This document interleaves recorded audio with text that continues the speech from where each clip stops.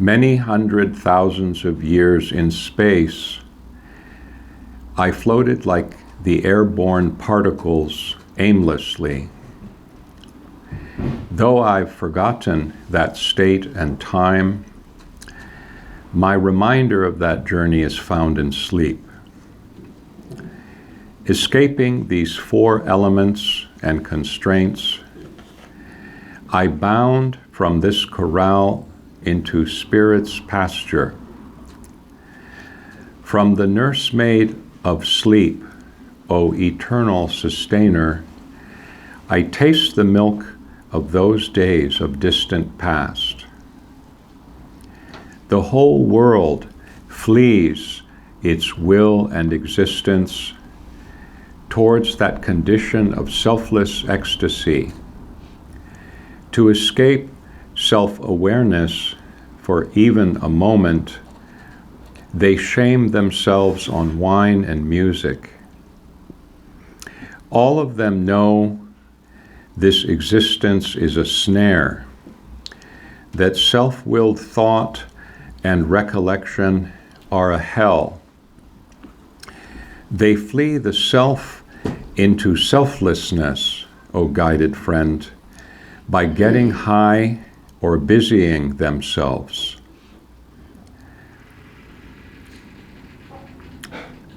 To God, they've left themselves without your leave, so you pull them back to their existence. It's not for jinn and not for human to breach the dungeon of time's regions. No one passes beyond the celestial domes except by the authority of divine guidance. Whoever's not been annihilated of self has no path into the court of majesty. What is the ascension? This non-being. The faith and religion of lovers is non-being. So this is the famous line that I quote a great deal, but it's from this poem in book 6, you see? So I'll read it in Persian now.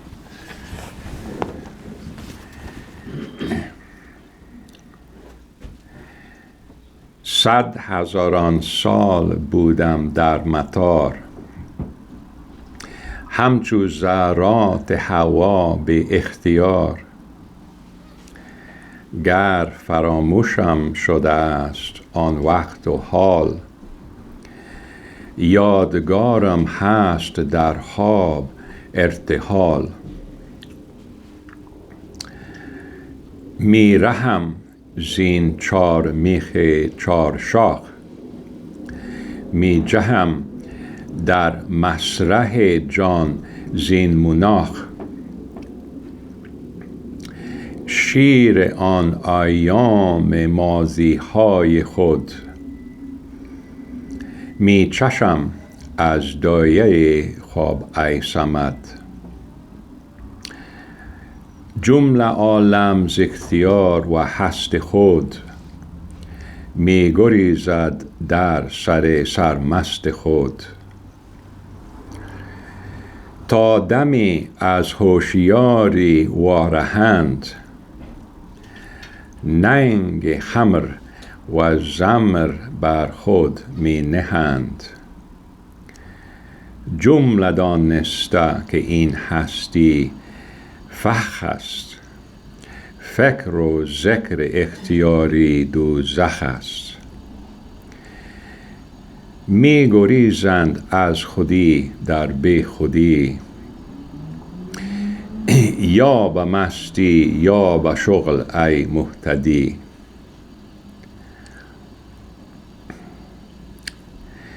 نفس را زان نیستی و می کشی، زان که به فرمان شد اندر بیهوشی.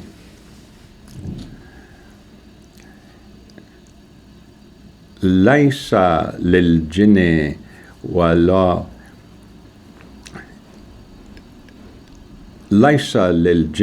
ولا للانس and ينفذ من حبس أخطار الزمن لا نفذ إلا بسلطان القدى من تجاوف سماوات العلا هیچ کس را تا نگردد او فنا نیست را در بارگاه کبریا چیست میراج فلک این نیستی عاشقان را مذهب و دین نیستی. So it's a very famous passage from book 6 of Masnavi. I like this poem because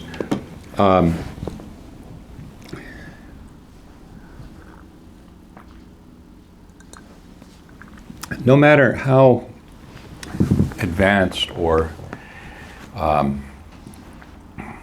insightful a person becomes following the Sufi path, we will always return to some extent to the pain of the self caused by egotism, you see. So I find this poem valuable for the beginning student of spirituality and or for somebody who is regarded as having mastered the spiritual sciences, because all of us, we will come back to times when we are stuck in the nafs, you see.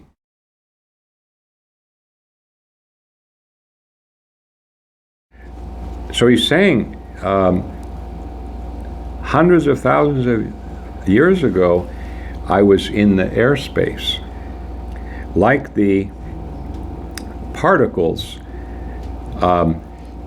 that are without ikhtiyar. You understand ikhtiyar? Have no willfulness, no choice, you see, no choosing. They are free, agreed? They're bikhtiyar. And he says, Gar faramusham shode ast an waqt o hal yadgaram hast dar hab irtihal. So it's in my sleep that I have a reminder of that time when I was that free, had no identification. Now we come to the line you're asking about. Now he says, Miraham zin char miche char shach mi jaham dar masrahe jan zin munach. So munach means like a corral, like an enclosure. And mi jaham dar masrah means like a chaman, like a pasture, you see. So do you see what he's saying is, from the perspective of right now, I escape my imprisonment, basically. And the four are the four elements, and some people say also the four directions. But what are the four elements, traditional elements? Earth, air, water, and fire. See, so isn't it true that in Eastern medicine, they believe in that? And isn't it true that it's part of the culture, the idea that there are the four elements, not just in Islamic culture, in Greek culture, in old European culture. So the question is, how did I become so trapped? And I became so trapped because I was trapped by these elements. Before I was like a particle floating in the sky. Now I have gelled into this entity that's trapped by these four elements, you see? And I escape, I bound, I jump, you see? I jump outside of the enclosure into the pasture of freedom, isn't that right? Because isn't the pasture, isn't it true if you're jumping out of a corral, you're probably like a horse? And you're jumping from this narrow place outside where there's a big, big area for you to eat the pasture, we say, huh? So you see the image he's using? Okay, very good.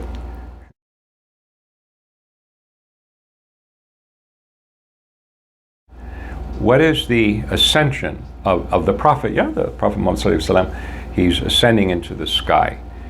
And he's ascending on an animal, but the focus is not on what he's ascending on here. The focus is on the Mi'raj, the rising up into the sky. Chist Mi'raj falak. In Nisti, what is the ascension into the sky? It is this non-being that is the ascension into the sky. Therefore, Ashaqan ra mazhabudin nisti. Therefore, for the lovers, their faith and their sect is non-being. Like we were talking about this morning in Zikr, if you would like to know about love and freedom simultaneously, you should go into non-being, you see, which is the fertile void, or it's emptying oneself. Tahliya, we talked about this morning, to empty oneself, huh? And that's the personal nisti would be like tahliya, Hali shodan. And this is a path, isn't it? Isn't that Rumi's path?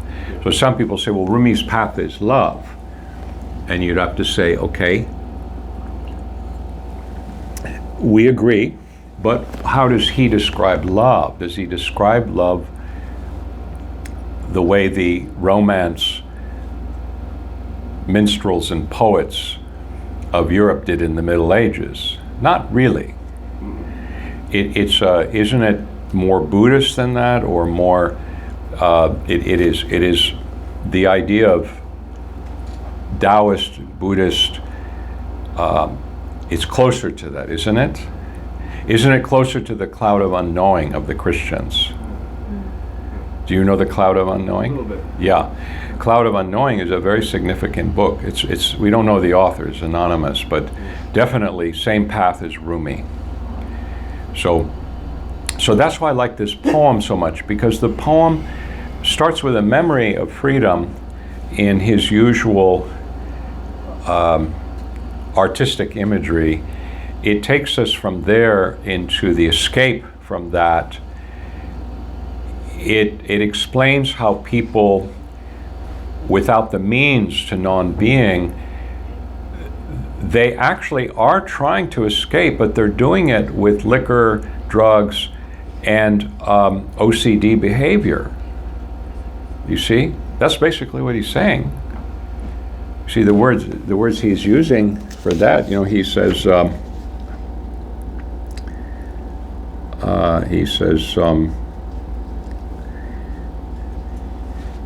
می گریزند از خودی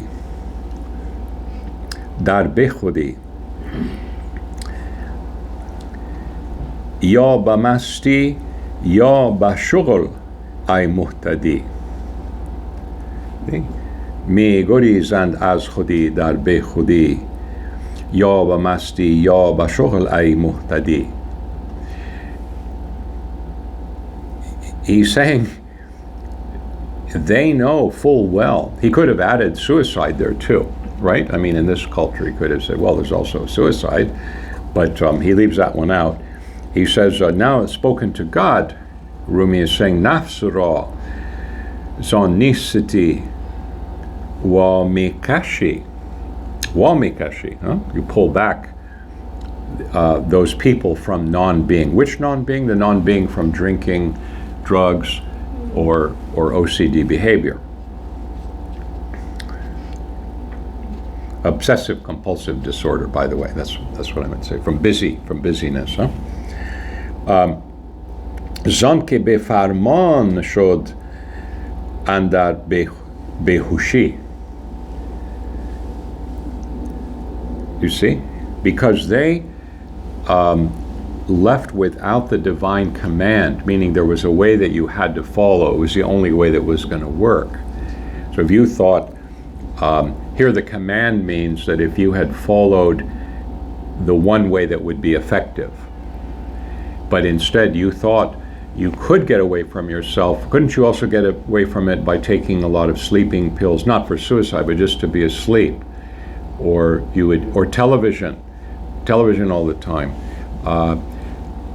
Online activity of all kinds, you see, social media obsession, all of these things would seem to be kind of in the category of this stuff, you see. It's a very good explanation of this verse, because when I read this verse in Surah Ar-Rahman, I was thinking more in terms of actually going into space and going beyond the boundaries of Earth, and exploring the galaxies and stuff like that. This is a very different yeah, it's a very interesting to hear, because Rumi is he's already explained that he's doing tafsir of Quran or Hadith, and here maybe the poem came about because he was reading Rahman, or maybe he was writing on the topic and he realized, because he knows Quran by heart, he realizes which verses of Quran he wants to use. And it's just a very, do you see what's interesting about it to me? How is that verse connected to the last verses, is my question to you. To the last famous lines. هیچ کس را تا نگردد او فنا، نیست راه در بارگاه کبریا، چیست مراج فلک این نیستی، عاشقان را مذهب و دین نیستی. So there's a direct connection between the punchline and the verse from Rahman. Yeah, well, in the Surah Rahman, either before or after this, the other verse that he says, there's another verse that says, كُلُّ مَنْ عَلَيْهَا فَانٍ, that everything is going to become fani. Yeah. وَيَبْقَى وَجْهُ رَبِّكَ ذُو الْجَلَالِ وَالْإِكْرَامِ, except the face of the wajh Allah, that is ذُو الْجَلَالِ وَالْإِكْرَامِ. Yes. Is that what it's referring to? Well, you know, the thing that I find interesting about this verse is it's not for jinn and not for human to breach the dungeon of time's regions, which are these spheres, you see. No one passes beyond the celestial domes, because the celestial domes represent the famous seven heavens that we've talked about. And isn't it true, those are the domains of time. No one passes beyond the celestial domes except by the authority of divine guidance. It's not for jinn and not for human to breach the dungeon of time's regions. Apparently, you can only breach them if you are not. You see what I'm saying? So that's the connection I see to the last line. Who's never not been annihilated of self, has no path into the court of majesty.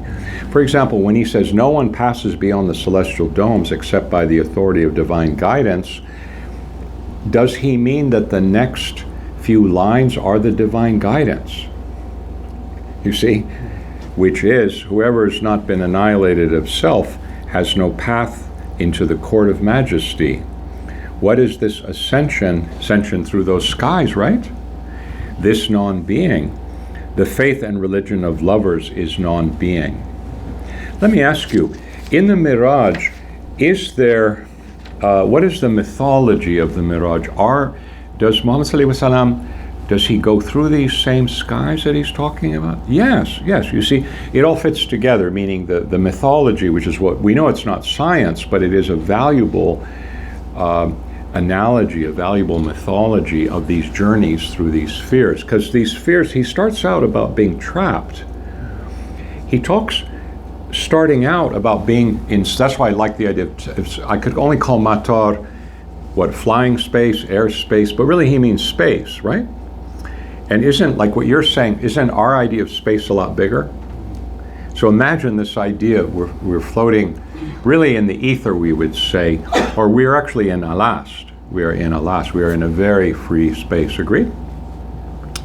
And that, what is the characteristic of that place? Is Alast happening right now? Maybe. It is. Alast is happening right now. Because it's not in time. So isn't he talking about regions outside of time?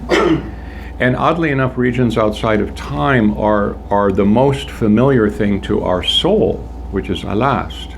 Har dami az vei hami ayad alast.